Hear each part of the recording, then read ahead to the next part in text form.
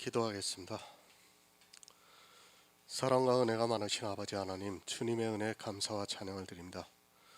아버지, 이 시간에도 우리와 함께하여 주시옵시고 우리가 진리를 알아가는 데 부족함이 없도록 도와주시옵소서. 늘 하늘의 소망을 가질 수 있도록 도와주시옵시고 우리 안에 주신 생명을 생각하는 귀한 성도들이 될 수 있도록 역사하여 주시옵소서.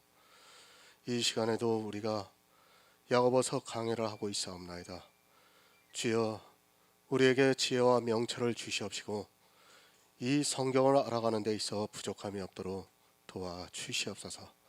모든 말씀 예수 그리스도의 이름으로 기도했습니다. 아멘.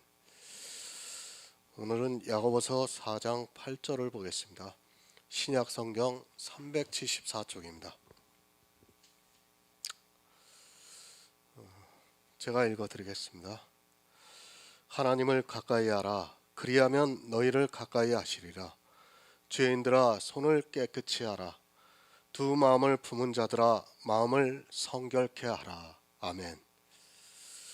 마귀를 대적하시기 바랍니다. 이 말씀은 마귀가 주고 있는 것을 대적하라는 말씀입니다. 이 시대는 마귀가 무엇을 주고 있는지, 그리고 하나님께서 무엇을 주고 있는지를 전혀 모르고 있습니다. 그러다 보니까 마귀를 대적해야 하는데 오히려 마귀가 주고 있는 이 세상 천하만국의 영광을 구하고 있습니다. 성경은 영의 일입니다. 이 세상에 속한 육의 것은 다 마귀가 준다고 보면 맞습니다. 물론 사람이 이 세상에 태어날 때 하나님께서는 각자에게 분복을 주시고 있습니다. 그것을 부정해서는 안 됩니다. 그 분복에는 재물도 있고 건강도 있고 지혜도 있고 은사도 있고 사람이 이 세상에서 그리고 교회 안에서 살아가는 모든 것이 다 있습니다. 그러나 마귀가 또 주고 있습니다. 사람이 하나님께서 주신 분복을 받아들이는 것이 아니라 욕심을 내다 보니까 교회 안에서 정욕적인 것을 구하고 있습니다. 다른 사람의 분복을 보면서 자기가 그것을 갖고 싶어 하고 있고 교회는 그것을 구하면 준다고 미혹을 하고 있고 사람들은 교회 안에서 마귀가 주는 것이 너무도 좋기 때문에 예수 그리스도의 이름으로 구하고 있지만 실제는 마귀가 주고 있습니다. 그것이 마귀를 가까이 하고 있는 일들입니다. 하나님을 가까이 해야 하는 사람들이 육체에 빠져 마귀를 가까이 하고 있습니다. 대적을 해서 마귀가 물러가게 해야 하는데 오히려 마귀가 주는 그것을 얻기 위해서 기도를 하고 있습니다. 마귀를 대적하는 것이 아니라 마귀가 주는 것을 얻기 위해서 사정을 하고 있고 마귀는 그것을 적당하게 주면서 정욕에 빠지게 만들고 있습니다. 하나님을 가까이 하시기 바랍니다. 그렇게 하려면 마귀가 주는 것이 무엇인가를 알고 하나님께서 주시는 것이 무엇인가를 알아야 합니다. 하나님께서 주시는 것을 모르면 자기 딴에는 하나님을 가까이 한다고 교회에 나가서 자기 평생을 신앙인으로 살아가고 있지만 마귀를 가까이 해서 사망에 이르게 됩니다. 교회가 너무 율법주의에 빠졌습니다. 그리고 성화주의, 기복주의, 은사주의 등 많은 이론으로 진리에서 벗어나고 있습니다. 모두가 성경을 모르고 하나님을 가까이 하는 것이 무엇이라는 것을 모르는 데서부터 시작이 되었습니다. 교회에 나왔다고 하지만 실제 그들의 신앙을 보면 하나님과는 전혀 상관이 없는 사람이라는 것을 알 수 있습니다. 마귀를 바로 아시기 바랍니다. 그리고 그가 교회 안에 있는 사람들에게 무엇을 줘서 우는 사자같이 삼킬 자를 찾고 있는가를 바로 깨달아야 합니다. 내가 교회 안에서 행하고자 하는 거의 모든 행위를 마귀가 주고 있다는 것을 깨달아야 합니다. 그것을 모르고 마치 하나님께서 주시는 것으로 오해를 하다가는 마귀에게 미혹을 당해서 사망에 이르게 됩니다. 이 시대는 마귀를 대적하는 성도가 거의 없습니다. 오히려 마귀를 너무 좋아하고 있고 마귀를 가까이 하고 있습니다. 마귀를 대적하고 하나님을 가까이 해도 그가 구원을 받는다는 보장이 없는데 사람들은 마귀를 대적하지 않고 있습니다. 아니, 어떻게 하는 것이 대적하는 것인 줄을 모르고 있습니다. 마귀를 대적하라고 해보시기 바랍니다. 아마도 오히려 이단이라고 공격을 할 것이 분명합니다. 자기들이 구하고 있는 것을 다 하나님께서 주시고 있다고 굳게 믿고 있는 사람들에게는 도무지 이해가 안 되는 말씀입니다. 마귀가 주는 것은 사람의 이성으로 볼 때 너무도 좋은 것입니다. 그것이 하나님을 위하는 일같이 보이고 이성적으로 생각해도 절대 나쁘지 않습니다. 그래서 다 마귀를 좋아하고 있습니다. 하나님께서 주시는 것은 눈에 보이지도 않고 오직 믿음으로 내 안에 믿어지는 역사이기 때문에 사람들은 마귀가 주는 것을 좋아하게 되어 있습니다. 성경을 모르면 교회 안에서 그렇게 하나님을 대적을 하고 마귀를 가까이 하게 됩니다. 하지만 사람들은 그것을 알 수 있는 지혜가 없어서 하나님을 가까이 하지 않고 오히려 대적을 하고 있습니다. 히브리서 7장 18에서 19절을 보겠습니다. 신약 성경 359쪽입니다. 신약 성경 359쪽 히브리서 7장 18에서 19절입니다.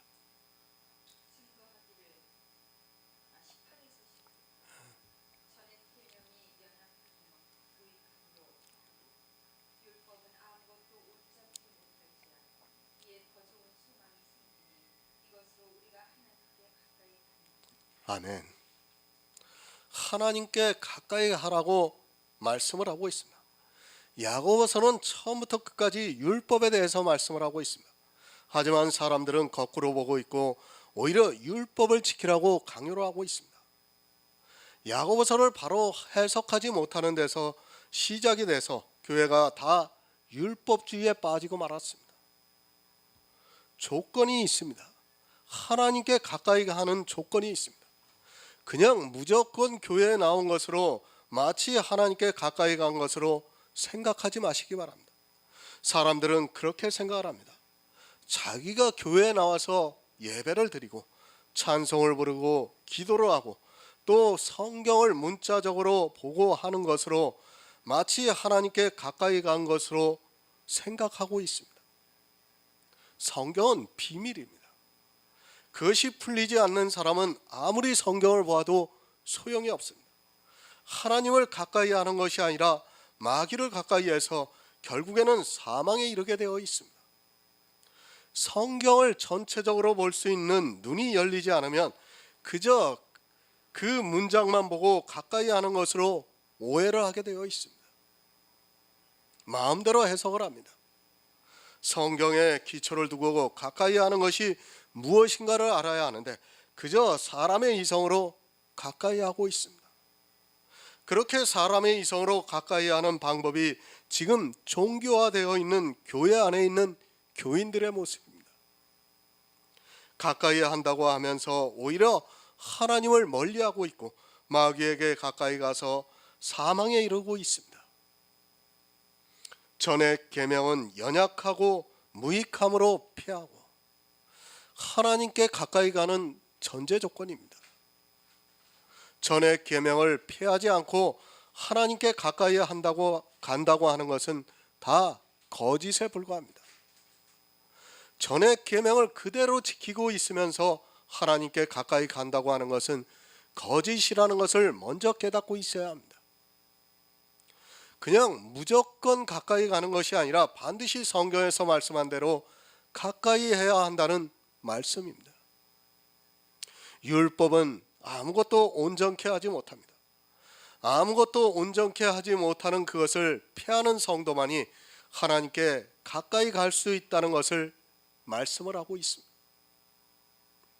성경이 이렇게 하나님께 가까이 가는 것에 대해서 분명하게 가르쳐주고 있습니다.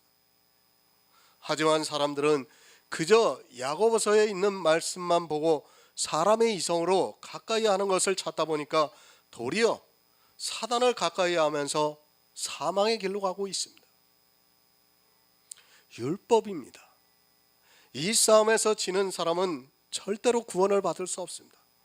하지만 이스라엘이 그랬고 초대교회도 벌써 율법주의가 교회 안에 들어와 있었고 지금 이 시대는 자기들이 율법을 지키면서도 그것을 율법이 아니라 믿음이라고 생각하고 있습니다. 삼가 지킵니다. 그리고 그것으로 정죄를 하고 있습니다. 그렇다면 그것은 다 율법이라는 것을 알아야 합니다. 내 몸으로 하는 거의 모든 행위가 다 율법입니다.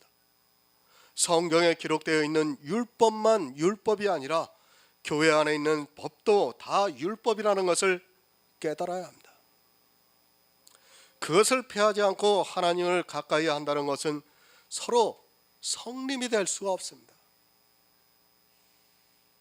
그러니까 율법을 폐해야 그 다음에 내 의를 버릴 수 있습니다. 율법이 그냥 폐한다고 폐하는 게 아니라 율법이 악이라는 것을 알아야지 그 다음에 내 의를 버릴 수 있다는 말씀이에요. 그런데 이 시작부터 안 되고 있으니까 율법도 폐하지 못하고 내 의를 버리지도 못하는 겁니다. 설령 율법을 폐했다고 말은 해도 실제적으로 자기 의를 버리지 못하는 사람들이 너무도 많이 있습니다. 주님이 오시고 난 후에 2000년이 지났습니다. 이스라엘이 율법을 받은 것이 주전 약 1700년 전으로 보고 있습니다. 주님이 오셨을 때 이스라엘이 얼마나 율법주의에 빠졌는가를 보시기 바랍니다. 말라기 시대를 지나오면서 이스라엘은 완전한 율법주의가 되었습니다. 지금 이 시대는 2000년이 지났습니다. 생각해 보시기 바랍니다. 그래도 이스라엘은 계속해서 선지자들이 있었습니다.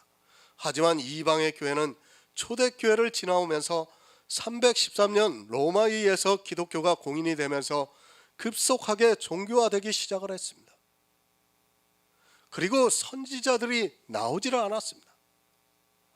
물론 그 중간중간에 성도들이 있었을 것이 분명합니다.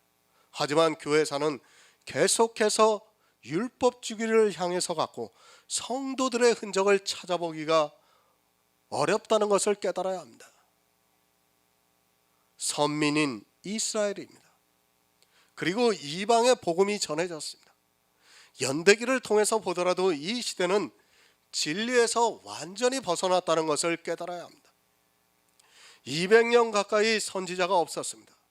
아니, 성경이 완전히 기록이 되고 나서는 더 이상 선지자를 보내주시지 않았습니다. 이제는 성령을 보내주셔서 진리로 인도함을 받게 하시고 있습니다. 그렇게 보면 맞습니다. 이스라엘에게 선지자들을 보내주셨습니다. 얼마나 많은 선지자들을 보내주셨는가를 생각하면 됩니다. 아마도 그 수만큼 초대교회를 지나오면서 성령을 받은 사람이 되지 않을까 생각하고 있습니다. 성경을 보면 그런 예표들을 볼 수 있습니다. 하지만 사람들은 성경을 보면서도 이스라엘은 잘못을 했어도 자기들은 아주 잘 믿고 있다고 생각을 하고 있습니다. 교회사를 보시기 바랍니다. 과연 하나님께 가까이 간 사람들이 있습니까? 율법을 완전히 폐했다고 하는 어떤 문서도 없습니다.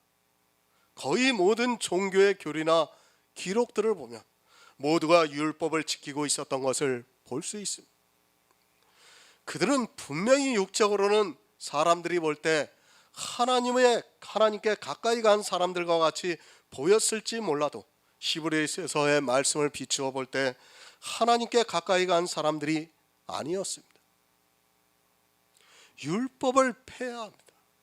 폐하지 않고 하나님께 가까이 갔다는 것은 성경적으로 볼 때 배치가 된다는 것을 깨달아야 합니다. 그저 자기들의 행위를 보고 사람의 이성에 따라 가까이 간 것을 가지고 말을 해서는 안 됩니다. 모든 기준은 성경이고 성경에서 답을 찾아야 합니다. 더 좋은 소망으로 가까이 갑니다. 이것으로 하나님께 가까이 간다고 말씀을 하고 있습니다. 하나님께 가까이 가는 것이 무엇인가를 모르고 있다면 그는 평생 교회 안에서 예배를 드리고 찬송을 부르고 기도를 하고 또 하나님에 대해서 열심을 내고 살았지만 예수님께서 말씀을 하신 대로 이스라엘과 같이 마귀의 자식들로 살았다는 것을 깨달아야 합니다. 히브리서 7장 22절을 보겠습니다.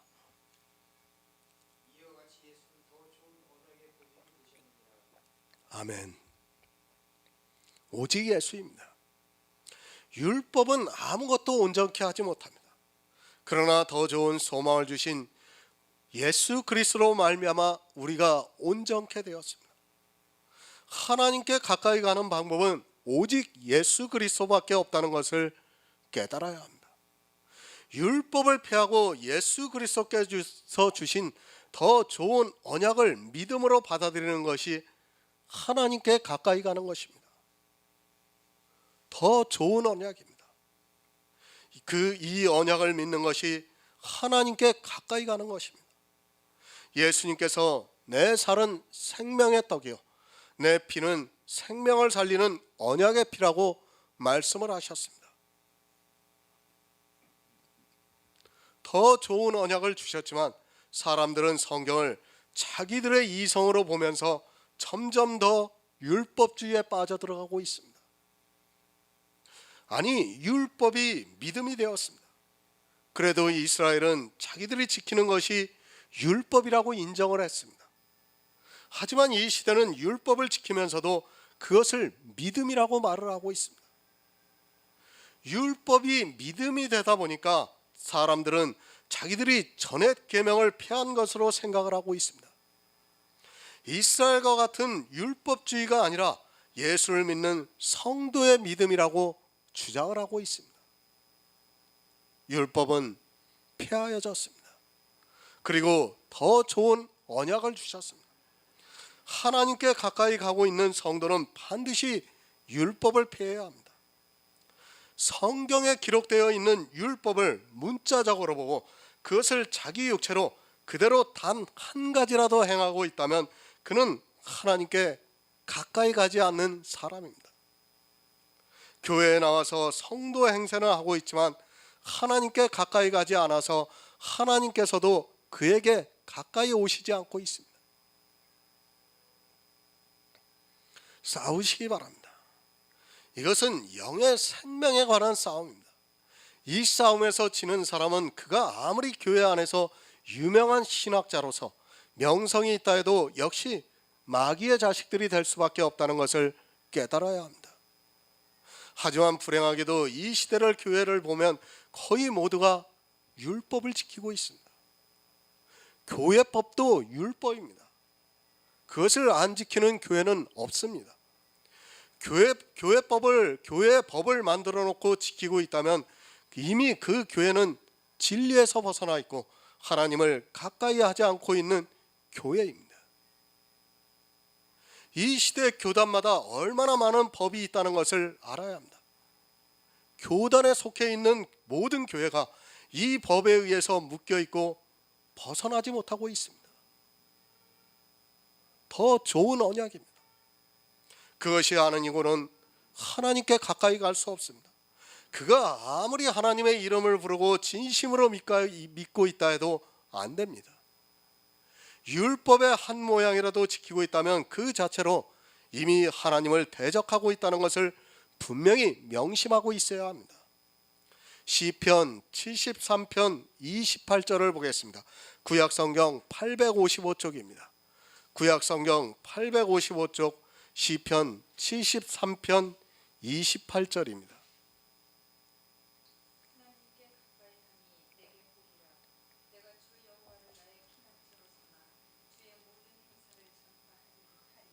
아멘. 하나님께 가까이 가라고 말씀합니다. 그래야만 하나님께서 가까이 오실 것이라고 말씀을 하고 있습니다. 하지만 사람들은 자기 육체를 보고 마치 하나님께 가까이 간 것으로 생각을 하고 있습니다. 그렇게 육체로 아무리 가까이 갔다 해도 그가 언약을 믿지 않고 있다면, 그리고 율법의 한 모양이라도 지키고 있다면 그는 그저 육적인 이스라엘과 다를 것이 없는 사람입니다. 가까이 가시기 바랍니다. 교회에 나가라는 것이 아닙니다. 제가 교회 자체를 부정하는 말씀이 아닙니다. 하지만 이 시대 교회는 주님이 오실 때 이스라엘보다 더 타락의 길로 들어가고 있습니다. 자기가 어떤 복을 받고 있는 줄을 모르고 그저 이 세상에서 누리는 그 복을 마귀에게 받아서 누리면서 교회 안에서 하나님께 가까이 왔다고 생각하고 있습니다. 복입니다. 그것은 하늘의 복입니다. 구약의 복은 이 시대 영의 일에 대한 복을 비유로 말씀을 하고 있습니다. 하나님께 가까이 가는 것이 나에게 복이라고 말씀을 하고 있습니다. 이 복은 이 세상에서 받는 복이 아니라 하늘의 복을 말씀하고 있습니다. 성도는 성경 말씀을 보고 영의 일을 생각하고 있고, 교회 안에 있는 마귀의 자식들은 육의 일을 생각하고 있습니다. 율법을 피하시기 바랍니다. 그렇지 않고 가까이 가는 것은 도리어 악을 행하는 일이 되고 맙니다. 이스라엘이 얼마나 진심으로 하나님을 섬겼는가를 알아야 합니다. 사람의 진심이라는 것은 죽은 시체와 같다는 것을 알아야 합니다. 그저 자기가 진심이라고 하면 마치 하나님을 믿는 것으로 오해를 하고 있는 사람들이 너무 많이 있고, 그것으로 가까이 가려고 하고 있습니다. 축복과 저주가 있습니다. 교회 안에 있는 사람과 교회 밖의 사람을 말씀하는 것이 아니라 교회 안에 있는 사람들 중에서 축복을 받는 사람과 저주를 받는 사람이 있다는 말씀입니다. 영의 일을 생각하는 사람은 축복을 받을 것이고, 육의 일을 생각하는 사람은 저주를 받게 됩니다. 하나님께서는 육적으로 가까이 오는 것을 바라지 않고 더 좋은 언약, 믿음으로 가까이 오는 것을 기뻐하십니다. 가까이 가시기 바랍니다.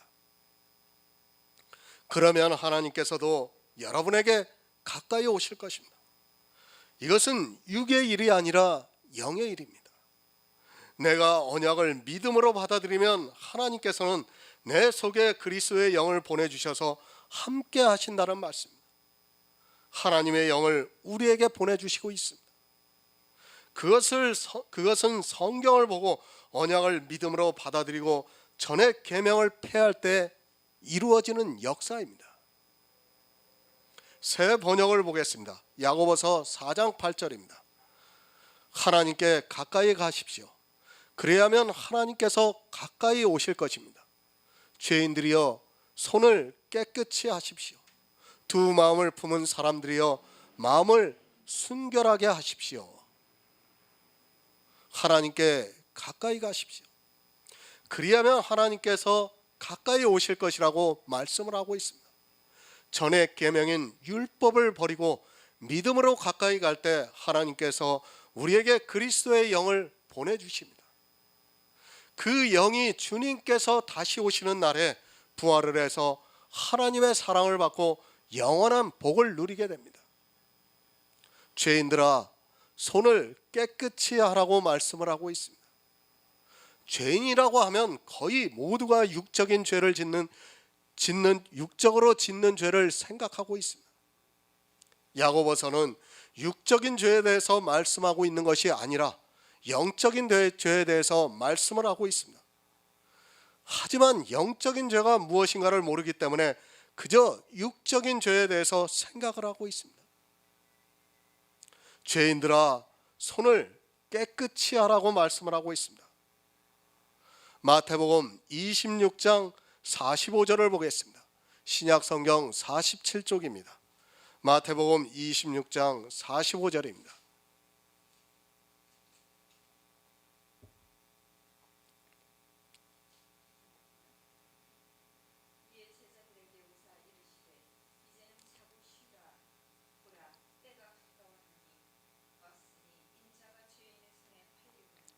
아멘. 주님이 죄인의 손에 팔리우셨습니까? 주님은 죄인의 손이라기보다는 악인의 손에 팔렸습니다. 악인인 이스라엘의 손에 팔려서 십자가에서 죽으셨습니다. 죄인들의 손에 의해서 팔려서 예수님께서 십자가에서 죽으셨습니다.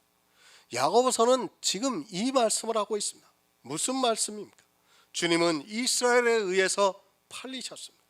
그런데 야고보는 죄인들아 손을 깨끗이 하라고 말씀을 하고 있습니다. 히브리서에서 타락한 자들은 하나님의 아들을 다시 십자가에 못 박고 현저히 욕을 보인다고 말씀을 하고 있습니다. 이스라엘만 예수 그리스도를 팔았다고 생각하지 마시기 바랍니다.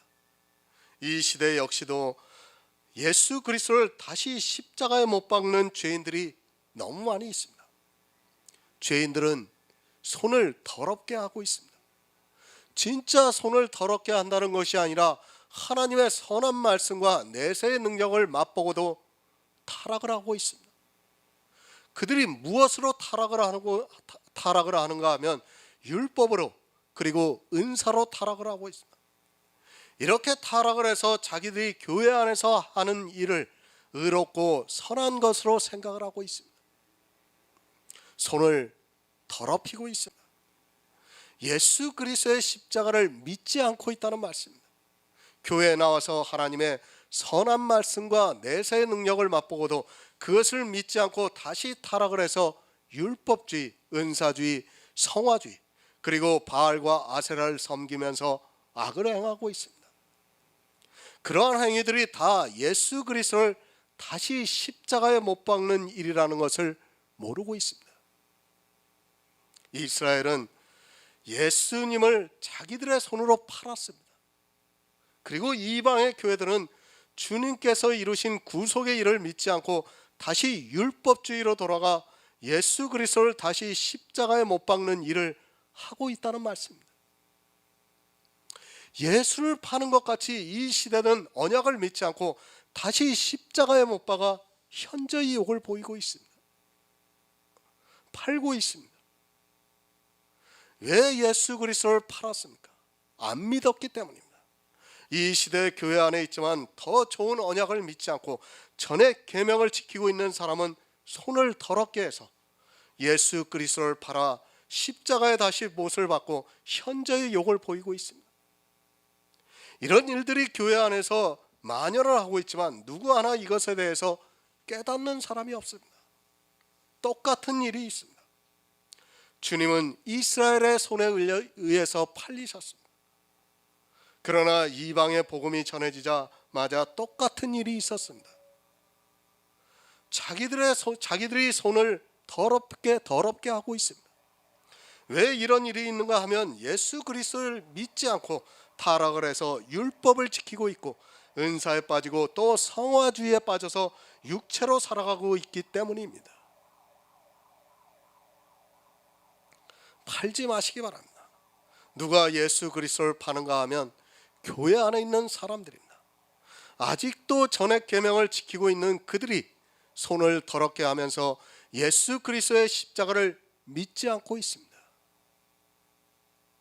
하지만 불행하게도 자기들이 무슨 일을 하고 있는 줄을 모르고 오히려 그 일에 더욱 열심을 내고 있습니다.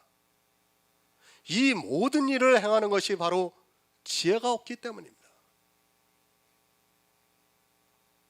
우리가 물두멍에서 배웠을 때 수족을 씻으라고 말씀하고 있어요. 그죠? 그 수족을 씻는 게 뭡니까? 말씀으로 씻어야 돼요. 말씀으로 씻는 것을 말씀하고 있습니다. 근데 서로 손을 더럽게 하는 자들은 예수 그리스도의 복음의 말씀을 믿지 않고 있다는 말씀이에요. 믿지 않기 때문에 손이 더러워지고 있는 겁니다. 그러니까 하나님의 선한 말씀으로 내 손을 씻어야 하는데, 그러니까 우리의 육체를 씻는 것과 같이 물로 씻어야 하는데 그렇지를 않고 있습니다. 그러다 보니까 어떻게 됩니까? 손이 더러워지니까 율법을 지키고 있는 것입니다. 그것이 지금 이 시대 교회 안에 있는 교인들의 모습입니다. 성경을 보면 뭐합니까? 자기들의 이성으로 보면 아무 소용이 없습니다. 하나님을 믿는다고 하는 이스라엘이 예수 그리스도를 자기들의 손으로 팔았습니다. 역시 이 시대도 예수 그리스도를 믿는다고 하는 교회 안에 있는 교인들이 예수 그리스도를 팔고 있습니다. 예수 그리스도께서 이루신 십자가의 구속을 믿지 않고 마귀에게 미혹이 되어서 교회 안에서 악을 행하고 있습니다. 손을 깨끗이 하시기 바랍니다. 예수 그리스도를 다시 십자가에 못 박는 일을 하지 말라는 말씀입니다. 현저히 욕을 보이고 있으면서도 자기들이 무슨 일을 하고 있는지 모르고 오히려 그 일에 열심을 내고 있습니다. 지금 이 시대 교회는 이스라엘과 다를 것이 없습니다. 종교가 되었습니다. 이미 325년에 기독교라는 종교가 되어버렸습니다. 그들은 더 이상 하나님을 믿는 성도라 할 수 없습니다. 그때 정해진 교회의 법들이 지금까지 그대로 내려오고 있고 오히려 더 많은 법들을 만들어내고 있습니다. 이스라엘의 교회가 짐승으로 변했고 이방의 교회 역시 짐승이 되어서 그 안에 있는 모든 사람들이 짐승에게 경배를 하고 있는데도 깨닫지를 못하고 있습니다. 그대로 가고 있습니다. 이스라엘이 행했던 일들을 지금 이 시대 그대로 행하고 있지만 사람들은 그것을 깨닫지 못하고 있습니다. 제가 늘 말씀을 드리지만 성경은 현재 진행형입니다. 그러니까 이스라엘이 했던 그대로의 역사가 지금도 우리에게 그대로 나타나고 있다는 것을 성경을 보면서 깨달아야 한다는 말씀입니다. 그러나 그런 것을 깨달을 수 있는 지혜가 없어서 그저 자기 육체로 행하는 행위를 보고 있습니다. 그것을 또 이성으로 생각하면서 하나님을 믿고 있다고 착각을 하고 있습니다.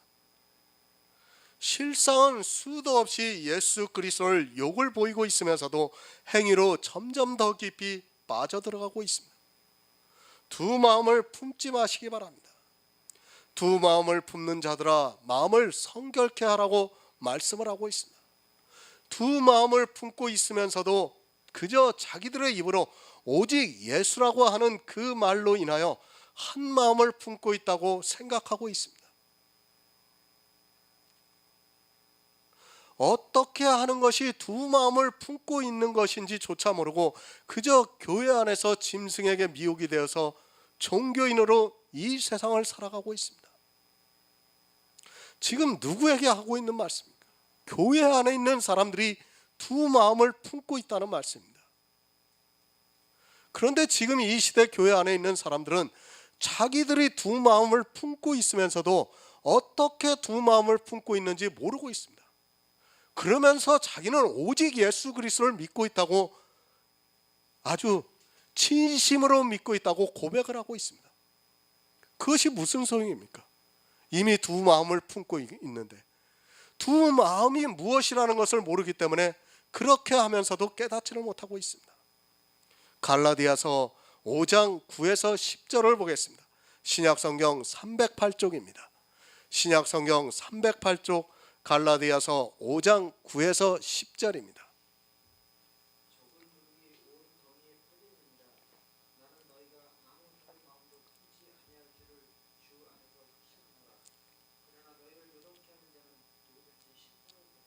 아멘. 오직 예수입니다. 정결한 신부는 자기 남편만을 생각합니다. 두 마음을 품는 자들에게 마음을 정결케 하라고 말씀을 하고 있습니다. 미리 말씀을 드렸지만 사람이 생명을 얻는 방법이 두 가지입니다. 하나는 율법을 온전히 지켜서고 또 다른 하나는 예수 그리스도를 믿음으로 말미암아 의를 얻어 구원을 얻습니다. 율법으로는 안 되기 때문에 성경은 율법 외에 또 다른 한 의를 보여주셨습니다. 율법이 있습니다. 그리고 예수 그리스도가 있습니다. 교회 안에 있는 사람들이 이것을 모르고 있습니다. 두 마음이라는 것은 예수 그리스도를 믿으면서 전액 계명을 지키고 있는 것을 두 마음이라고 말씀을 하고 있습니다. 율법을 모르면 두 마음을 품게 되어 있습니다.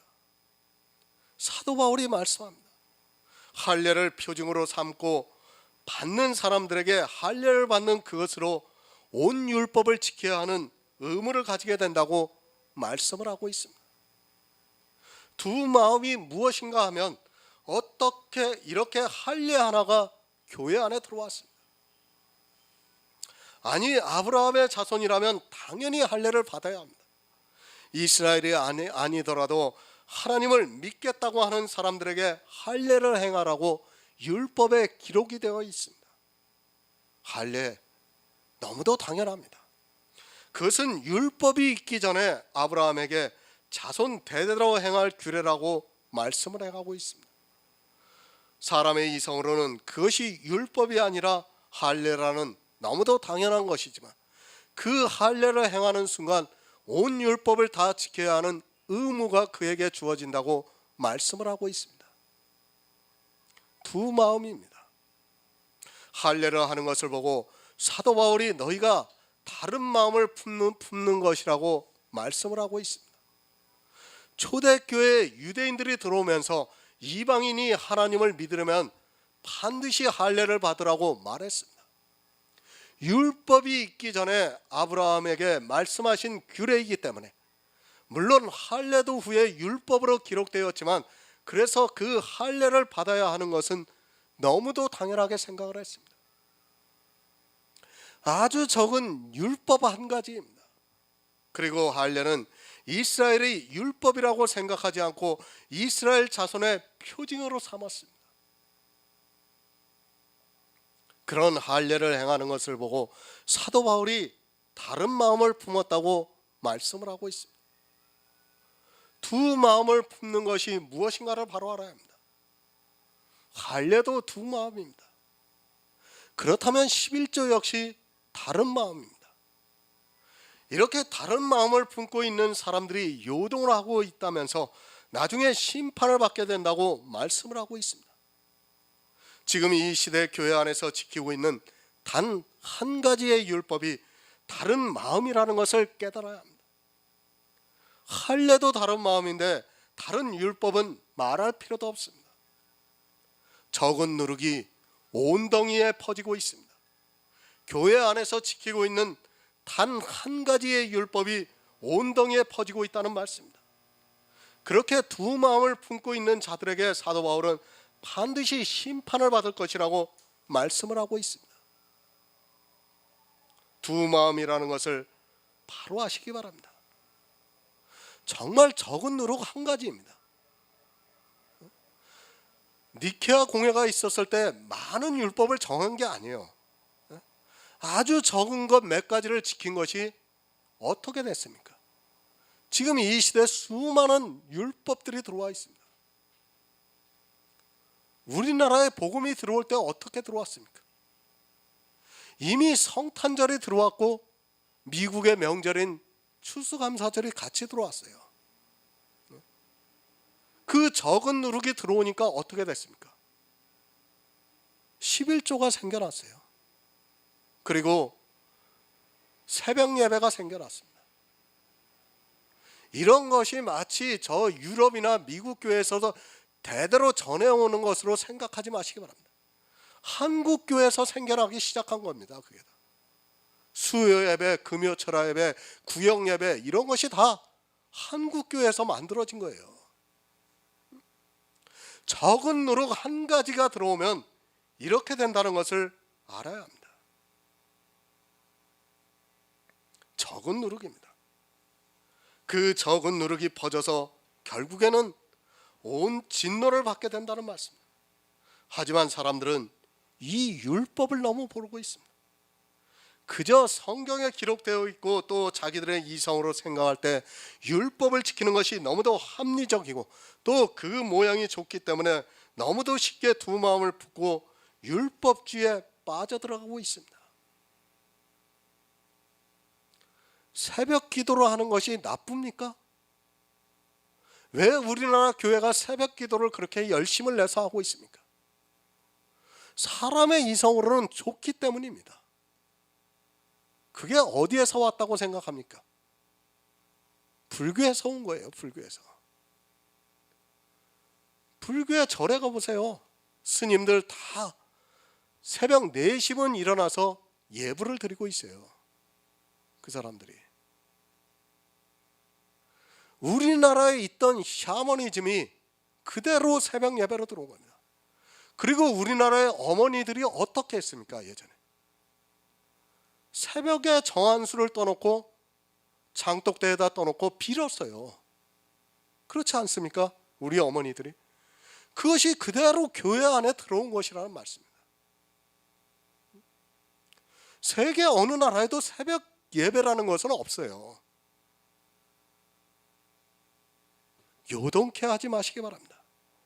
다른 마음을 품는 것은 예수 그리스도를 안 믿는 것입니다. 하지만 교회는 끊임없이 두 마음을 품고 있습니다. 그리고 율법을 너무도 당연하게 지켜야 한다고 주장을 하고 있습니다. 무엇이 두 마음을 품고 있는 것인 줄을 모르고 그저 자기 앞에 있었던 신앙인들이 행하던 그것 그대로 따라하면서 종교인으로 전락을 하고 있습니다. 단 하나의 율법입니다. 그리고 단 한 가지의 행위입니다. 또 단 한 가지의 은사입니다. 이것을 마음에 품는 자는 온덩이에 퍼져서 결국에는 하나님으로부터 심판을 받게 된다는 것을 잊어서는 안 됩니다. 이스라엘에게 할례가 어떠했다는 것을 바로 알아야 합니다. 그것은 율법 이상이었습니다. 그래서 주님께서 말씀을 하셨듯이 안식일이라는 율법을 어겨가면서도 이 할례를 행했습니다. 마태복음 6장 24절을 보겠습니다. 신약성경 9쪽입니다. 마태복음 6장 24절입니다.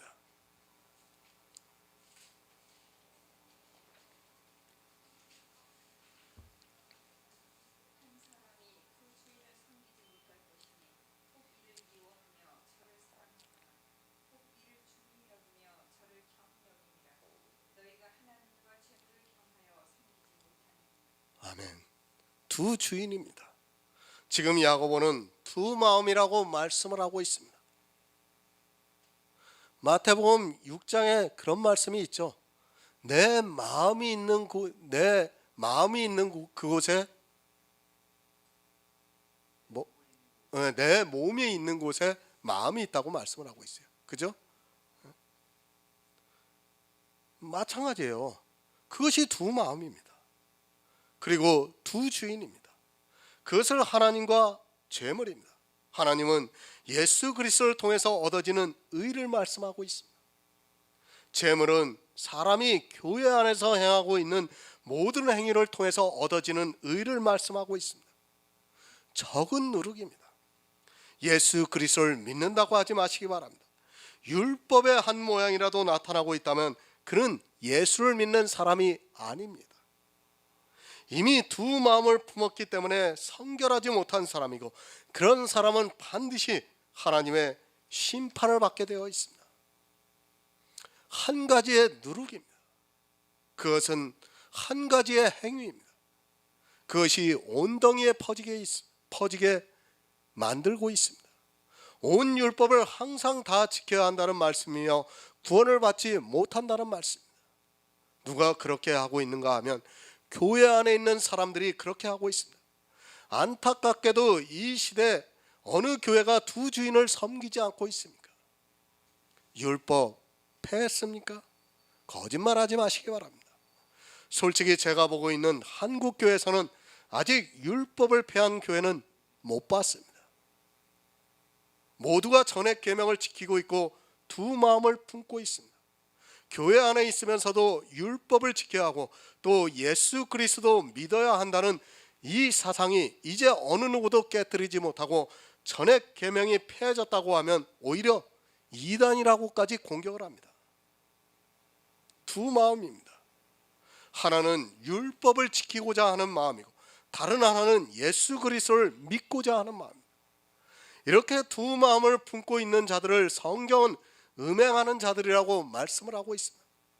이 두 가지를 다 취할 수 있다고 생각하지 마시기 바랍니다.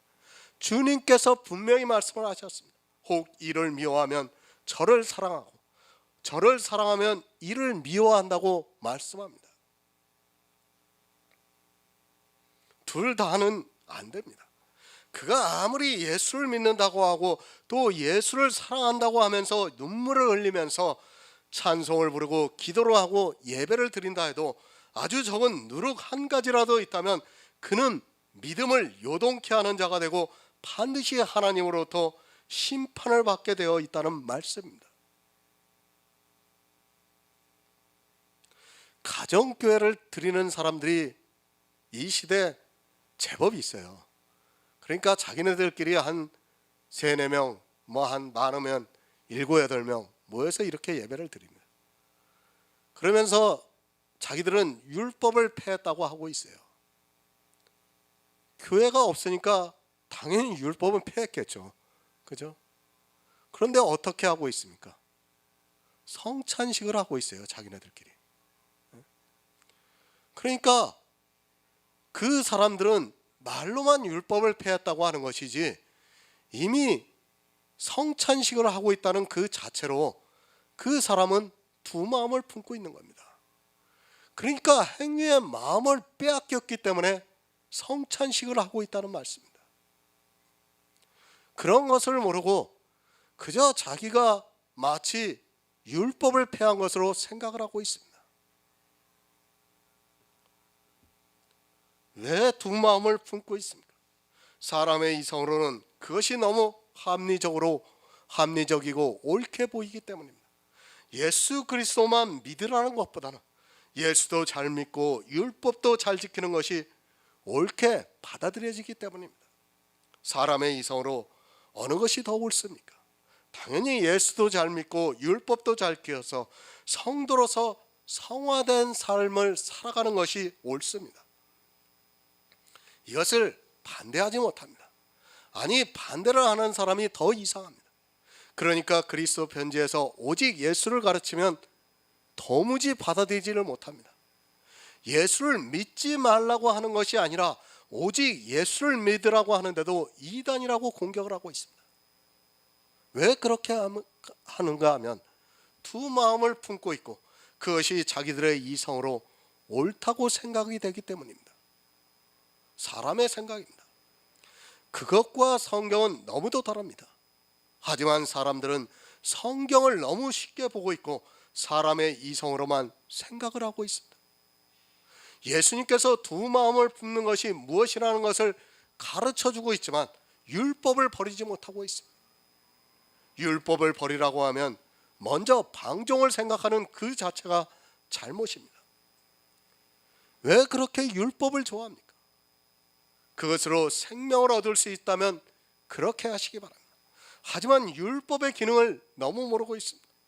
율법은 성도가 이 세상에서 의롭게 살기 위해서 주신 것이 아닙니다. 하지만 사람들은 성도가 이 세상에서 당연히 율법을 지키면서 살아가야 한다고 생각을 하고 있고 거기에서 벗어나지를 못하다 보니까 결국에는 사망의 길로 가고 있습니다. 육체가 아닙니다. 마음을 성결케 하라고 말씀하고 있습니다. 오직 예수 그리스도를 믿는 그 마음이 성결한 마음입니다. 두 주인을 섬기고 또 다른 마음을 품고 하는 모든 행위가 더럽게 만들고 있습니다. 그것이 성경에서 말씀하고 있는 음행입니다. 한 남편입니다. 예수 그리스도만 믿으시기 바랍니다. 그 외에 다른 것을 생각하면 그것이 다 누룩입니다. 성경에 기록되어 있다 해도 그것을 자기 몸으로 행하고 있다면 그것은 누룩입니다. 하지만 사람들은 성경에 기록되어 있는 그것을 누룩으로 생각하지를 않고 있습니다. 아브라함에게 말씀을 하신 할례도 누룩이 되었습니다. 하물며 이 시대에 지키고 있는 여러 가지 율법들은 어떻겠습니까? 두 마음입니다. 이렇게 두 마음을 가지고 있는 사람은 마음이 성결케 될 수 없습니다. 이스라엘이 두 마음을 품어서 예수 그리스도를 자기들의 손으로 판 것과 마찬가지로 이 시대 역시 두 마음을 품어 다시 십자가에 못 박고 현저히 욕을 보이고 있으면서도 깨닫지를 못하고 있습니다. 오직 한 남편이신 예수 그리스도를 믿는 성도만이 마음을 성결케 하고 있습니다. 야고보서 4장 9절을 보겠습니다. 신약 성경 375쪽입니다.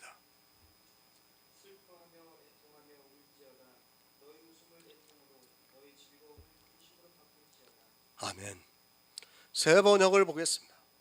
여러분은 괴로워하십시오. 슬퍼하십시오. 우십시오. 여러분의 웃음을 슬픔으로 바꾸십시오. 기쁨을 근심으로 바꾸십시오.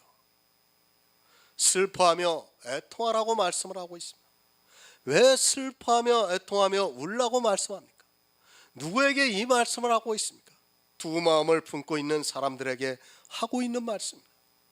아니, 두 마음을 품고 살아가고 있는 모든 사람들에게 하고 있는 말씀입니다. 성도라 해도 역시 두 마음에서 완전하게 자유할 수 없다는 것을 또한 깨달아야 합니다. 두 마음입니다. 성도라 해도 역시 두 마음을 가지고 있습니다.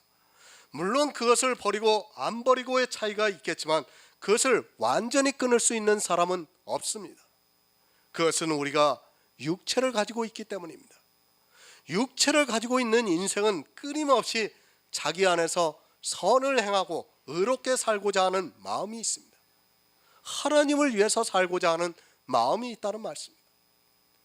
그리고 그렇게 삽니다. 정말 하나님을 위해서 살고자 합니다. 그래서 더욱 경건하게 살려고 노력을 하고 있고, 그것이 결국에는 교회 안에서 율법의 행위로 나타나고 있고 성화의 모양으로 나타나고 있습니다. 그가 복음을 알고 있다 해도 하나님을 믿는다고 하는 모든 사람은 이것에서 자유할 수 없습니다. 아니, 두 마음을 가지고 싶어하고 또 자기도 모르게 두 마음을 가진 것을 보게 됩니다. 이것이 인생입니다. 아니, 교회 안에 있는 사람입니다. 이런 사람들에게 야고보가 애통하며 슬퍼하라고 말씀을 하고 있습니다. 자기를 통해서 나타나고 있는 두 마음을 품은 것을 보게 되면 슬퍼하고 애통하라는 말씀입니다. 왜 슬퍼하고 애통해야 하는가 하면 그 두 마음으로 인하여 구원을 받을 수 없기 때문이고 또 그것을 끊을 수 없기 때문입니다. 인생입니다. 그러나 교회 안에 있는 사람들은 자기 존재를 잘 모르고 있습니다. 우리 인생은 두 마음을 가지고 살아가고 있습니다. 내가 한 마음을 가질 수 있다고 해서 가질 수 있는 것이 아닙니다. 오직 예수를 믿는다고 힘주어서 말은 하고 있지만 실제 인생들은 한 남편인 예수 그리스도보다는 두 마음을 가지기를 좋아하고 있습니다. 그것을 내가 통제할 수 있으면 좋습니다. 오직 하나님만을 바라보고 마귀를 대적할 수 있다면 좋은데 우리는 어쩔 수 없이 두 마음을 품고 살아가고 있습니다. 그가 아무리 복음이 있다 해도 역시의 행위를 보면 마음을 빼앗기게 되어 있습니다.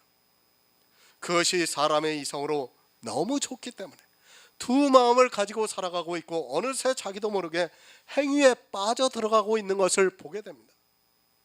어떻게 됩니까? 무조건 사망이라고 보면 맞습니다. 그런 사망을 당하는 자기 모습을 슬퍼하지 않고 있다면 그는 성도라 할 수 없습니다.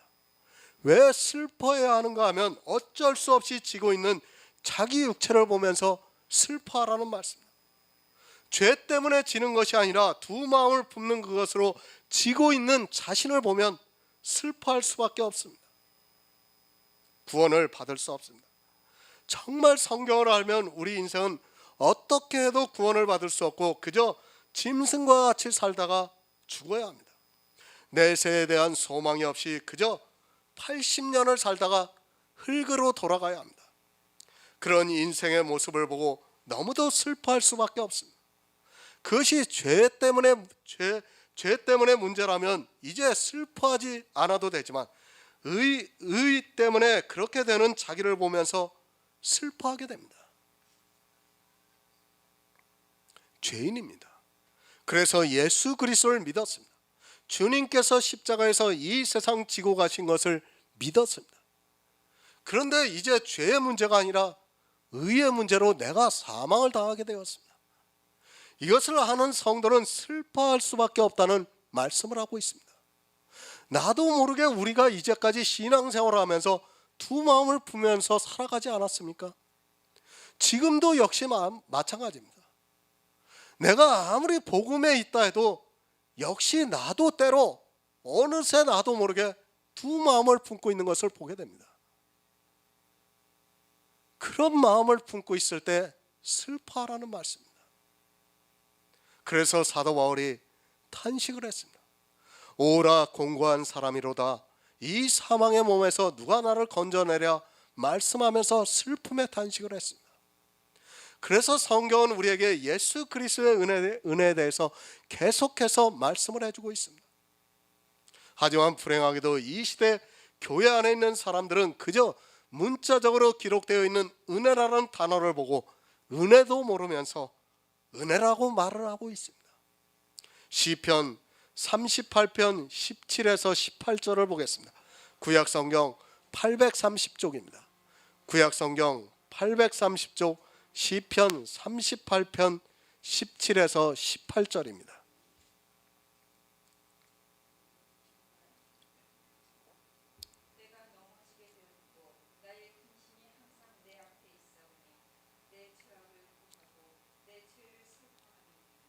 아멘.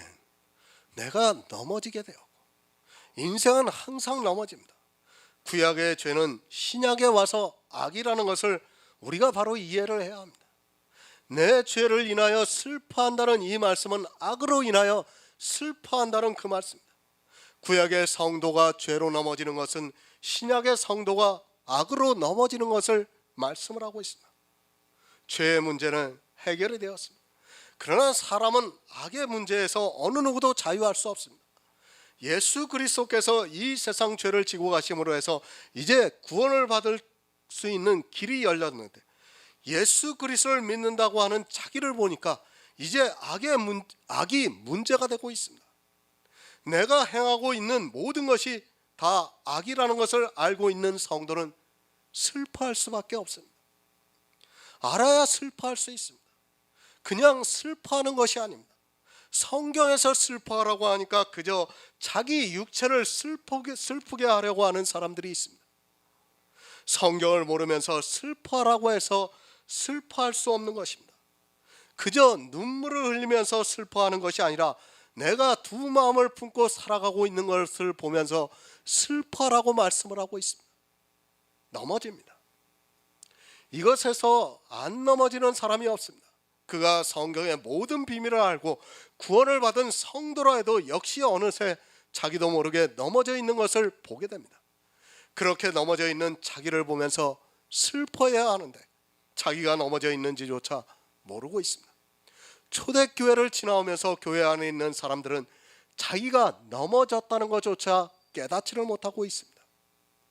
무엇으로 넘어졌습니까? 율법으로 넘어졌습니다. 성화의 삶으로 넘어졌습니다. 은사로 넘어졌습니다. 기복주의로 넘어졌습니다. 그리고 아세라에 의해서 넘어졌습니다. 정말 많은 것으로 넘어져 있으면서도 그것을 오히려 하나님을 잘 믿고 있다고 생각하고 있습니다. 슬퍼해야 합니다. 그런데 오히려 기뻐하고 있습니다. 정말 눈물을 흘리면서 자기 영혼이 망하는 것을 보면서 통곡을 해야 하는데 그것을 보고 오히려 기뻐서 마음의 감격을 누리고 있습니다. 성경을 모르면, 그리고 성령의 감동을 받지 못하면 이렇게 된다는 것을 바로 깨달아야 합니다. 하지만 이 시대는 어느 누구도 이것이 넘어진 것이라고 가르쳐주는 사람이 없습니다. 오히려 칭찬을 합니다. 그리고 기뻐하고 있습니다. 자기들이 내는 11조를 보면서 기뻐하고 있고, 자기들이 드리는 예배를 보면서 기뻐하고 있고, 자기들이 부르는 찬양에 감동을 하고 있습니다. 그런 행위들로 인하여 자기 영혼이 망하는 것을 안다면 정말 슬퍼해야 합니다. 나에게 그런 모양이 나타날 때마다 슬퍼해야 합니다. 하지만 어떻습니까? 너무 기뻐하고 있습니다. 자기가 넘어져 있으면서도 그렇게 그것이 서 있는 것으로 오해를 하고 있습니다. 넘어져서 악을 행하고 있고 그것으로 인하여 자기 영혼이 망하고 있는데도 그것을 오히려 기뻐하고 있습니다. 지금 이 시대 거의 모든 교인들이 다 그렇게 하고 있습니다. 사단을 너무 쉽게 생각하고 있습니다. 교회 안에 있는 다수가 죽는 줄을 모르고 사망에 이르게 만들고 있습니다.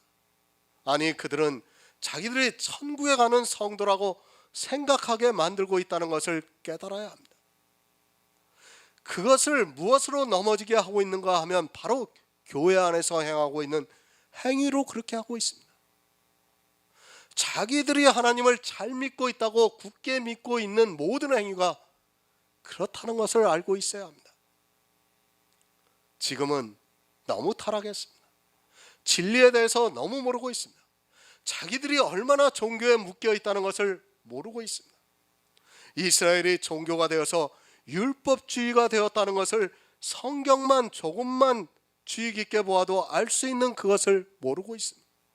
이방의 교회는 거기에 한술 더 떠서 은사와 성화가 만연을 하고 있는데도 자기들을 통해서 나타나고 있는 그것을 보면서 도리어 기뻐하고 있습니다. 무엇으로 기뻐합니까? 자기가 죄를 안 짓는 것을 보고 기뻐하고 있습니다. 그리고 율법을 지키는 것으로 기뻐하고 있습니다. 율법을 지키는 것은 예수 그리스도의 십자가를 믿지 않는 것이기 때문에 정말 통곡해야 할 일인데 오히려 그것을 기뻐하고 있다는 말씀입니다. 세상 종교가 아닙니다. 영이신 하나님을 믿고 있는 성도입니다. 사람의 이성으로 성경을 보려 하지 마시기 바랍니다. 성령이 아니고는 성경을 아무리 보아도 도무지 깨달을 수 없습니다. 아니, 내가 기뻐해야 하는 일인가 슬퍼해야 하는 일인가를 도무지 모르게 되어 있습니다. 두 마음을 품었으면 슬퍼해야 합니다. 그것은 어린아이도 알 수 있는 일입니다. 하지만 교회 안에 있는 사람들은 그것을 오히려 기뻐하고 있습니다. 자기를 보면 슬퍼해야 하는데, 그리고 애통해서 울어야 하는데 오히려 그것을 보고 기뻐하고 있고 하나님의 주시는 복으로 알고 감격해하고 있습니다. 무엇으로 슬퍼합니까? 자기가 죄를 진 것으로 슬퍼가지고 눈물을 흘리면서 기도를 하고 있습니다. 왜 그런 일이 있습니까? 예수 그리스도를 믿지 않기 때문에 슬퍼하지 않아도 될 걸 가지고 슬퍼하고 슬퍼해야 될 것을 가지고 기뻐하고 있다는 말씀입니다. 전도서 7장 6절을 보겠습니다. 구약성경 954쪽입니다. 구약성경 954쪽 전도서 7장 6절입니다.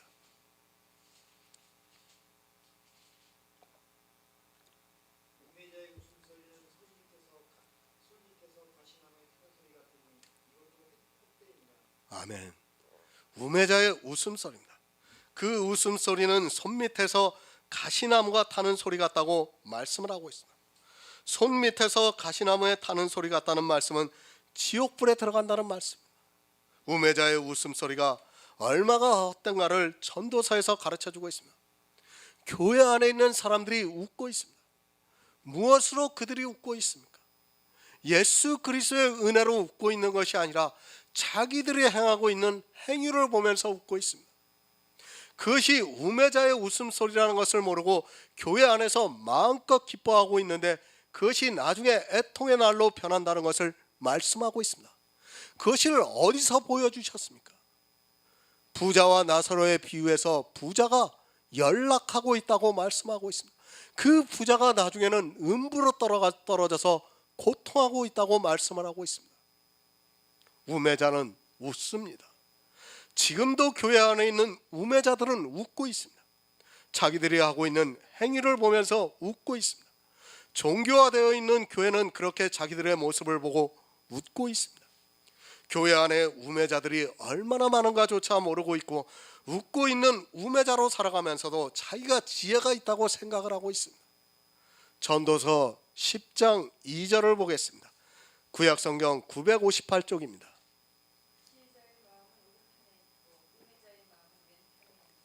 아멘. 지혜자의 마음은 오른편에 있습니다. 그러나 우매자의 마음은 왼편에 있습니다. 지금 교회 안에 있는 두 사람을 말씀하고 있습니다. 교회 안에 지혜자가 있고 우매자가 있습니다. 그러나 사람들은 다 자기들을 지혜자라고 생각하고 있습니다. 실제로는 교회 안에 있는 거의 모든 사람들이 다 우매자로 살아가고 있으면서도 자기를 지혜자라고 오해를 하고 있습니다. 오른편입니다. 그것은 예수 그리스도의 은혜입니다. 그러니까 예수 그리스도께서 대제사장이 되셔서 우리를 구원해 주신 그 구속의 일에 마음이 가 있다는 말씀. 지혜자의 마음은 이렇게 오른편에 있어서 예수 그리스도만을 바라보고 있습니다. 왼편입니다. 그것은 왕입니다. 이 세상에서 부자로 그리고 왕으로 살아가고 있습니다. 그것이 교회 안에서 그렇게 살아가고 있다는 말씀입니다. 무엇을 보고 그렇게 살아가고 있는가 하면 자기들의 행위를 보고 세상 사람들과 비교를 하는 그것이 왼편에 있는 말씀이라고, 마음이라고 말씀을 하고 있습니다. 지혜자는 슬퍼합니다. 나를 보면 슬퍼할 수밖에 없습니다. 예수 그리스도께서 이 세상에 대제사장으로 오시지 않았다면 구원을 받을 수 없다는 것을 알기에 자기를 보면 슬퍼할 수밖에 없습니다. 하지만 우매자는 교회 안에서 자기가 행하고 있는 그것을 보고 있습니다. 교회 안에서 율법을 지키는 자기를 보고 있고 성화가 되는 자기를 보고 있고 또 은사를 통해서 하나님께 영광을 돌리는 자기를 보고 있습니다. 그것을 보면 웃음이 나오게 되어 있습니다. 두 마음을 가질 수 없습니다. 반드시 지혜자의 마음은 오른편에 있고 우매자의 마음은 왼편에 있습니다. 지혜자의 마음이 왼편에 있을 수도 없고 있을 수도 있고 오른편에 있을 수도 있는 것이 아니라 지혜자의 마음은 반드시 오른편에 있습니다. 그리고 우매자의 마음은 반드시 왼편에 있습니다. 하지만 어떻습니까? 교회 안에 있는 사람들은 두 마음을 가지고 있습니다. 예수 그리스도의 은혜를 알고 있을 때는 너무도 슬퍼합니다. 그러나 자기의 행위를 보면 너무도 기뻐하고 있습니다. 이것이 우매자입니다. 하지만 성도는 절대로 자기의 행위를 보고 웃지 않고 있습니다.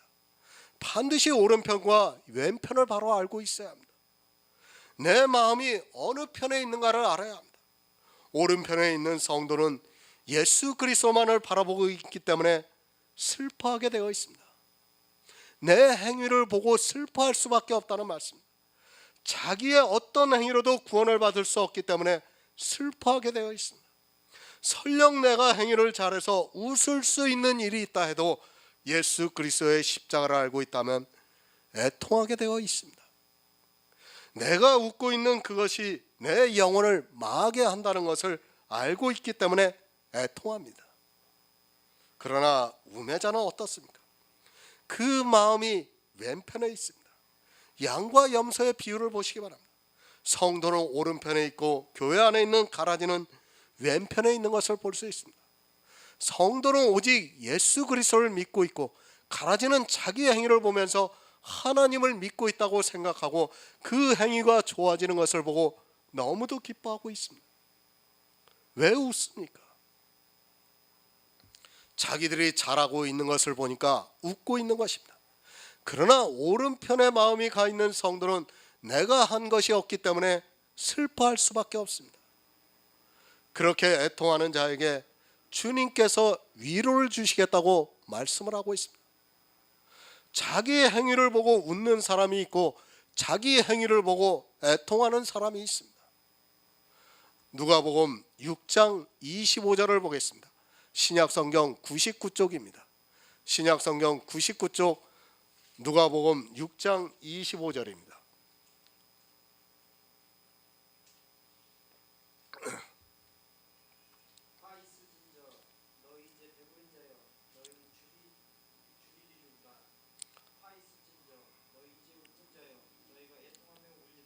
아멘. 누가 애통합니까? 자기가 죄인이라는 것을 아는 사람은, 그리고 자기가 악인이라는 것을 아는 사람만이 애통할 수 있습니다.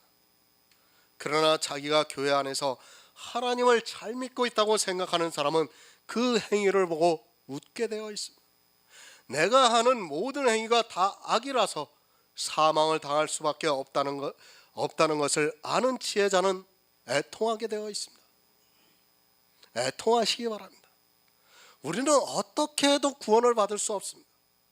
그렇게 애통하는 자를 주님께서 위로해 주시겠다고 말씀을 하고 있습니다. 하지만 교회가 율법주의, 은사주의, 성화주의에 빠져 전혀 애통하지를 않고 있습니다. 나를 보면 애통해야 합니다. 하지만 이 시대는 자기들의 행위를 보고 오히려 즐거워하고 있는 것을 볼 수 있습니다. 너희 웃음을 애통으로, 너희 즐거움을 근심으로 바꾸라고 말씀을 하고 있습니다. 교회 안에 있는 모든 사람들에게 하고 있는 말씀입니다. 하지만 이 시대는 교회가 너무 상업화되고 종교화되어서 그 안에서 웃음이 없고 즐거움이 없으면 교회라고 생각하지도 않고 있습니다. 우매자로 살아가고 있으면서도 자기가 어느 편에 마음을 두고 있는가를 모르기 때문에 자기가 웃어야 하는지 애통해야 하는지를 모르고 있습니다. 고린도후서 7장 10절을 보겠습니다. 신약성경 293쪽입니다. 신약성경 293쪽 고린도후서 7장 10절입니다.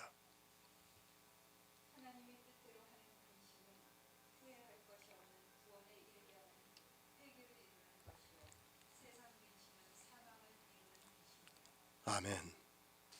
너희 즐거움을 근심으로 바꾸라고 말씀을 하고 있습니다. 사람이 교회 안에서 하나님을 믿는다고 하면 자기들의 행위를 보고 즐거워하게 되어 있습니다. 하지만 야고보는 너희 즐거움을 근심으로 바꾸라고 말씀을 하고 있습니다. 사람의 마음이 왼편에 있고 그 왼편에 있는 것을 보게 되면 즐거워하게 되어 있습니다. 그냥 근심하라는 것이 아닙니다. 구원에 대해서 근심을 하라는 말씀입니다. 믿지 못해서가 아니라 두 마음을 가지고 행위를 보고 있는 사람들은 자기가 무엇을 하고 있는 줄을 모르고 있습니다. 그런 사람들에게 근심하라고 말씀을 하고 있습니다. 왼편의 것을 보고 즐거워하고 있는 사람들에게 근심하라고 말씀을 하고 있습니다. 영원 구원에 대해서 근심하라고 말씀을 하고 있습니다. 세상 근심이 아닙니다. 세상 근심이라고 하니까 뭐 이 세상에서 어떤 일을 가지고 근심하는 것으로 생각해서는 안 됩니다. 늘 말씀드리지만 성경에서 세상이라고 할 때는 교회 아닙니다. 교회 안에서 내가 어떻게 해야 하나님을 잘 믿을까 하면서 어떻게 율법을 잘 지킬까, 그리고 성화가 될까, 은사를 나타낼까 하는 것을 근심하고 있다는 말씀입니다. 그것이 세상 근심이라는 말이에요. 하나님에 대한 근심이 아닙니다. 구원에 대해서 근심하라는 말씀입니다. 믿지를 못해서가 아니라 두 마음을 가지고 행위를 보고 있는 사람들은 자기가 무엇을 하고 있는 줄을 모르고 있습니다. 세상 근심이 아닙니다. 성도는 이미 구원의 확신을 가지고 있습니다. 그러나 자기도 모르게 악을 행하고 있습니다. 두 마음을 가지게 된다는 말씀. 지혜자가 되어서 오른편을 바라보고 있어야 하는데 육체를 가지고 있기 때문에 늘 왼편의 것에 마음이 들어오고 있습니다. 이것에 대해서 근심을 하라는 말씀이지 세상 근심을 하라는 것이 아닙니다. 행위를 잘하면 즐겁습니다. 그러나 그 행위라는 것이 바로 왼편에 있는 것입니다.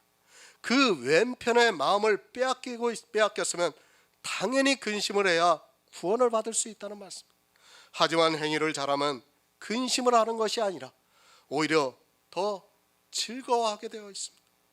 즐거워하는 그것으로 자기 영혼이 사망에 이르게 된다는 것을 모르고 있고 그것이 두 마음이라는 것을 모르고 있습니다. 성도는 영원 구원만을 생각합니다.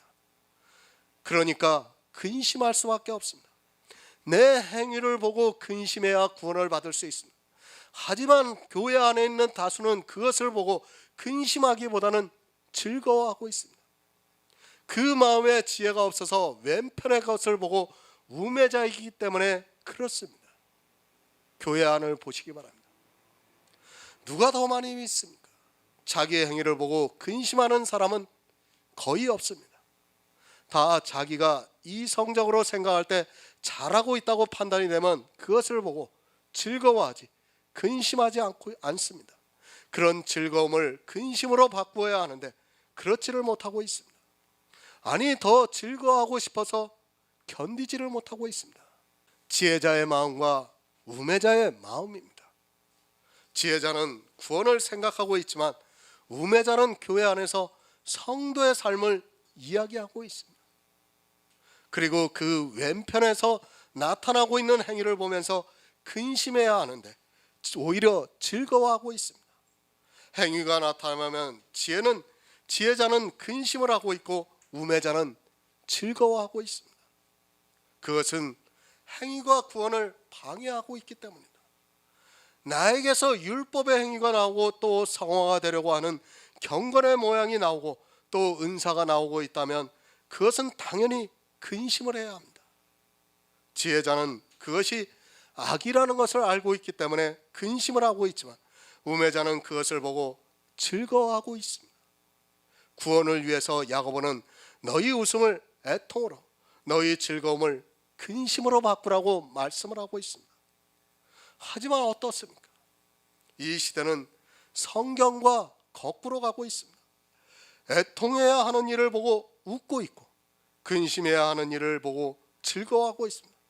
그것은 우매자의 마음이 왼편에 가 있기 때문에 지혜자의 마음이 있어 오른편에 있다면 당연히 그것을 보고 애통해야 하고 있고 또 근심하고 있지만 우매자라서 그것을 깨달을 수 있는 지혜가 그들에게는 없습니다. 구원입니다. 그것은 이것에 대해서 말씀을 하고 있습니다. 구원을 받지 못하면 그는 세상에서 가장 불쌍한 자입니다. 하지만 성경은 분명히 교회에 나온 사람 중에 구원을 받을 사람이 아주 적다고 말씀을 하고 있습니다. 하지만 우매자들은 자기가 교회 안에 있으면 구원을 받을 것으로 생각하고 있습니다. 그것은 자기 행위를 보고 있기 때문입니다. 야고보서 4장 10절을 보겠습니다. 신약성경 375쪽입니다.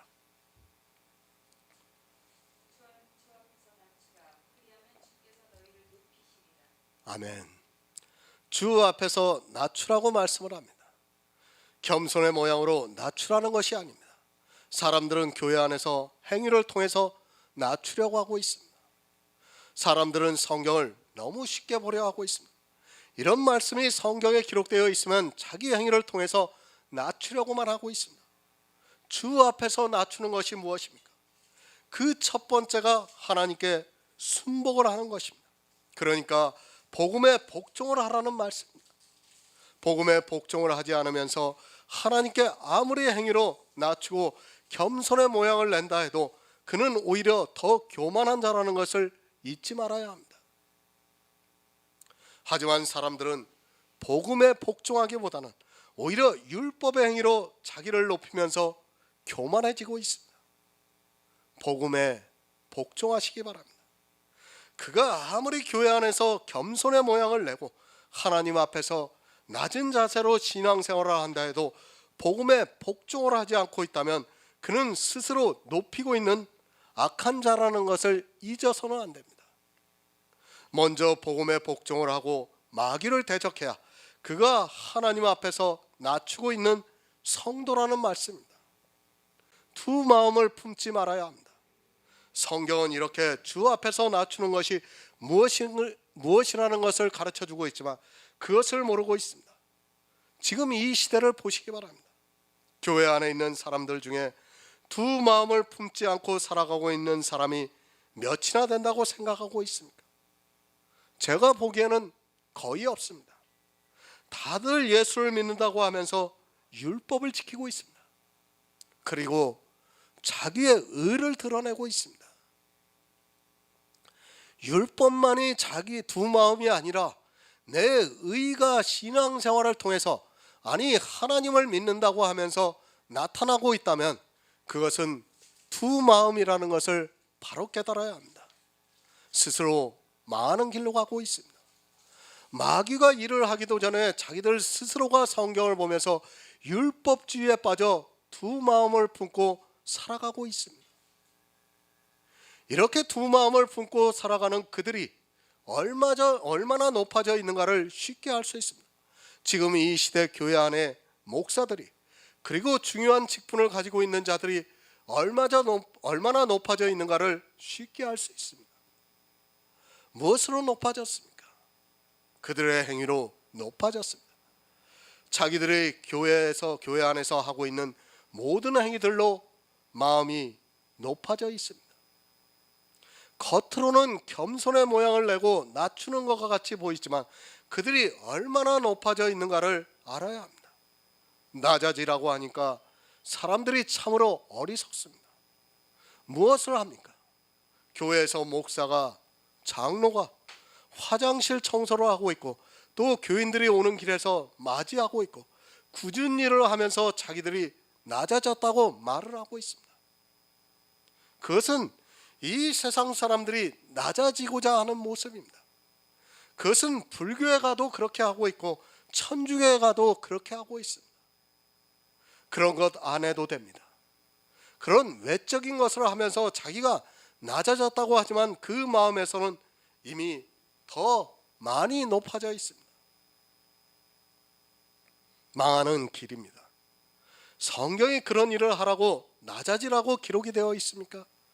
그런 일 안 하면 어떻습니까? 성경을 모르면 그렇게 자기들의 육체의 행위를 통해서 자기가 낮아졌다는 것을 보이려 하고 있습니다. 영으로 낮아져야지 그런 육체의 모양으로 낮아지는 것은 오히려 교만이라는 것을 깨달아야 합니다. 웃음을 애통으로 바꾸어야 합니다. 그리고 즐거움을 근심으로 바꾸어야 합니다. 성경은 성도가 어떻게 낮아져야 하는가를 가르쳐주고 있지만 낮아지라는 말씀이 있으면 앞뒤에 있는 말씀은 생각하지도 않고 그저 낮아지라는 단어에 집착을 하고 사람의 이성으로 낮아지려고 하고 있습니다. 이스라엘이 그랬던 것 같이 이방의 교회도 역시 그렇게 성경을 문자적으로 보고 있고 스스로가 망하는 길로 가고 있으면서도 깨닫지를 못하고 있습니다. 누가복음 18장 9에서 14절을 보겠습니다. 신약성경 126쪽입니다. 신약성경 126쪽 누가복음 18장 9에서 14절입니다.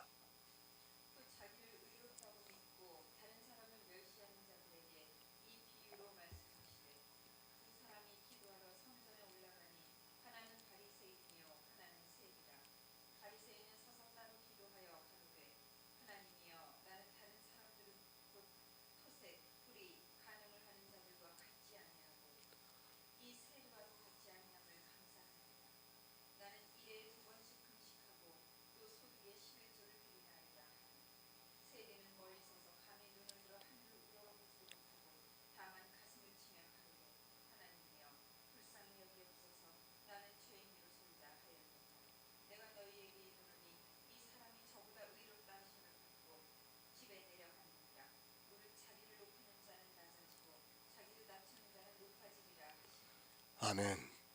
높아지는 것이 무엇입니까? 자기를 의롭다고 믿고 있는 사람들입니다. 그들이 누구입니까? 이스라엘의 바리새인들입니다. 그들이 무엇으로 높아져 있는가를 예수님께서 가르쳐주고 있습니다. 바리새인의 기도와 세리의 기도를 말씀하면서 누가 높아졌고 누가 낮아졌는가를 가르쳐주고 있습니다. 이 시대 바리새인들이 얼마나 많이 있습니까? 바리새인들이 이렇게 기도를 하고 있습니까? 나는 다른 사람들 곧 토색, 불의, 간음을 하는 자들과 같지 아니하고 이 세리와도 같지 아니함을 감사하나이다. 나는 일에 2번씩 금식하고 또 소득의 11조를 드리고 있다고 기도를 하고 있습니다. 이 시대 바리새인들은 이 기도를 알기 때문에 이렇게까지 기도를 하지 않고 있습니다. 그러나 어떻게 기도합니까? 11조를 낼 수 있어 감사합니다. 그리고 주의를 지킬 수 있어서 감사합니다. 하나님께서 나를 도와주셔서 나를 인도해 주셔서 감사하는 마음으로 11조를 낼 수 있고 또 주의를 지킬 수 있어 감사합니다라고 기도를 하고 있습니다. 지금 이 기도와 바리새인의 기도와 무엇이 다릅니까? 똑같은 기도입니다. 하지만 자기들이 다른 사람과 비교하는 기도를 하지 않고 성령의 감동으로 이런 일을 했다는 그것으로 마치 자기들이 높아지지 않는 것으로 착각을 하고 있습니다. 나는 다른 사람과 같지 않다고 생각하는 그 자체가, 아니 다른 사람과 다른 행위를 하고 있는 그 자체가 이미 높아져 있는 것입니다. 다릅니다. 누구와 다릅니까? 이 세상 사람들과는 자기들이 분명히 다르다고 생각을 하고 있습니다. 율법의 한 가지라도 지키고 있는 사람들의 마음이 어떻다는 것을 바로 깨달아야 합니다. 교회 안에서 율법을 지키고 은사가 나타나고 성화가 되고 하는 사람들은 이미 바리새인의 마음을 가지고 있다는 것을 깨달아야 합니다. 높아져 있습니다. 자기도 모르게 스스로 높아집니다. 자기가 교회 안에서 하고 있는 한 행위가 그렇게 자기 마음에서 높아지고 있다는 것을 바로 깨달아야 합니다. 바리새인과 같이 기도를 하지 않아도 바리새인과 같이 율법을 지키고 성화가 되려고 하는 그 자체가 이미 높아지고 있다는 것을 깨달아야 합니다. 많은 행위가 아닙니다. 단 하나의 행위가 바리새인이 되게 만들고 있습니다. 생각해 보시기 바랍니다. 내가 11조를 하고 있습니다. 그리고 저 사람은 11조를 하지 않고 있습니다. 누가 더 높아졌습니까?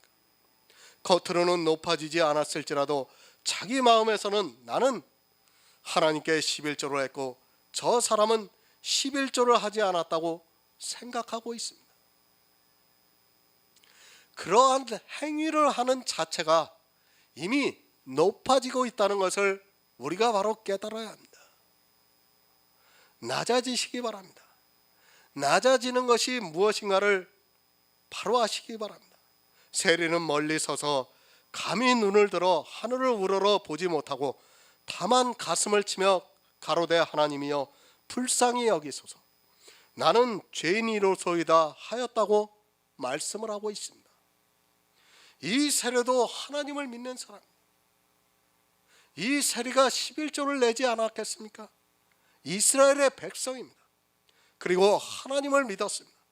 그러나 세리는 자기가 하는 행위를 하나도 생각하지 않고 가슴을 치며 나는 죄인이라고 말하고 있고 나를 불쌍히 여겨달라고 기도를 하고 있습니다. 성도는 자기가 교회 안에서 정말 복음을 위해서 많은 일을 했을지라도 하나님 앞에서 자기를 낮추고 있습니다. 그런데 지금 교회 안을 보시기 바랍니다. 자기를 낮추는 게 아니라 오히려 자기들이 한 행위를 가지고 간증을 하면서 높아지고 있습니다. 그것을 하나님께서 성령이 감동을 해주셔서 그렇게 했다고 하면서 하나님께 영광을 돌리면서 그렇게 하고 있습니다. 그것이 얼마나 높아지고 있는가를 모르고 지금 교회 안에 있는 교인들이 그렇게 하고 있습니다. 그저 말로 자기를 낮추는 것이 아닙니다. 이런 성경 말씀을 지식으로 알고 그렇게 하는 것이 낮아지는 것이 아닙니다. 자기가 한 행위에 대해서 생각하지 말아야 합니다. 또한 바리새인과 같이 율법을 지켜서도 안 됩니다. 율법을 지키면서 세리와 같은 기도를 한다 해도 그는 겉으로 자기가 낮아졌다는 것을 보이기 위한 기도지 실제로는 그 마음에서 높아지게 되어 있습니다. 다 죄입니다.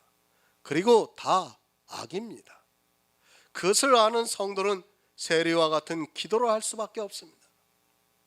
그러나 율법의 한 모양 그리고 성화가 되려고 하는 사람은 그가 겉으로는 성경을 보고 지식적으로 알고 있는 세리와 같은 기도를 하지 않을지라도 이미 그 행위로 높아져 있다는 것을 깨달아야 합니다.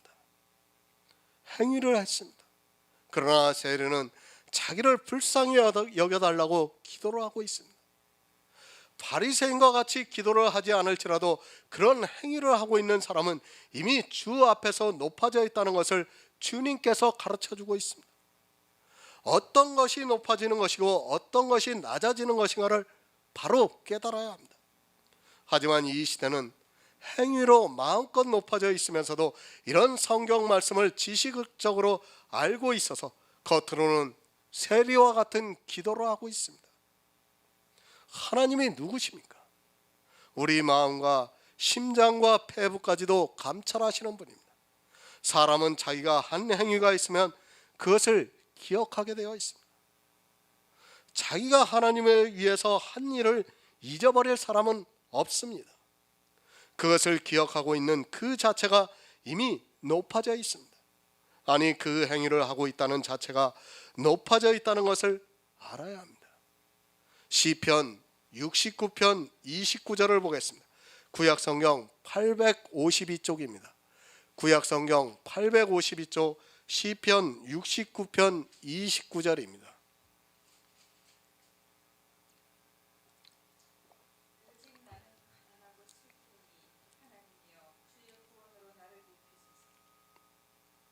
아멘. 누가 낮은 자입니까? 나는 가난하고 슬프다고 고백을 하고 있습니다. 물질이 가난한 것이 아니라 율법의 행위가 가난하다고 말씀합니다. 율법을 잘 지키지 못해서, 아니 율법을 온전히 지킬 수 없어서, 구원을 받을 수 없어서 가난하다고 고백을 하고 있고, 주의 구원으로 나를 높여달라고 간구하고 있습니다. 가난해야 합니다.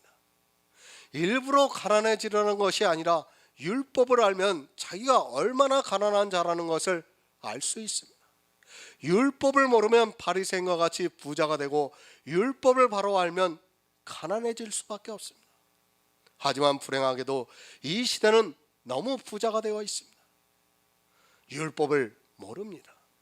살인하지 말라는 십계명을 보고 자기가 육적으로 살인을 하지 않았다고 부자가 되어 있습니다. 사도 바울이 뭐라 고백을 합니까? 자기를 죄인 중에 괴수라고 고백을 하고 있습니다. 왜 그런 고백을 할 수밖에 없는가 하면, 율법을 알고 보니까 자기가 살인을 한 자요, 간음을 한 자요, 도적질을 한 자요, 모든 율법을 어긴 자라는 것을 알기 때문입니다. 그러나 모릅니다. 이 시대는 율법을 모르기 때문에 그저 문자적으로 기록되어 있는 율법을 보고 자기가 살인을 하지 않았다는 그 자체로 부자가 되어 있습니다.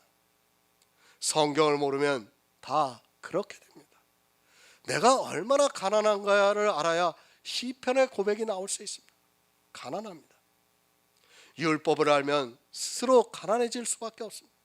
그러나 율법을 모르면 바리새인과 같이 그런 기도가 나오게 되어 있습니다. 아니, 기도를 그렇게 하지 않을지라도 자기 마음에서는 이미 부자가 되어 있습니다. 자기가 한 행위와 그렇게 하지 않은 사람과 비교를 해서 부자가 됩니다. 행위가 사람을 어떻게 만든다는 것을 모르고 있습니다. 가난해야 낮아집니다. 부자는 절대로 낮아질 수 없습니다. 주 앞에서 낮추려면 이렇게 율법을 바로 알아야 합니다. 이렇게 가난한 자는 구원을 생각하면 슬퍼할 수밖에 없고, 주님 앞에서 한없이 낮아지게 되어 있습니다. 그리고 그런 성도만이 주의 구원을 간절히 바라고 있습니다.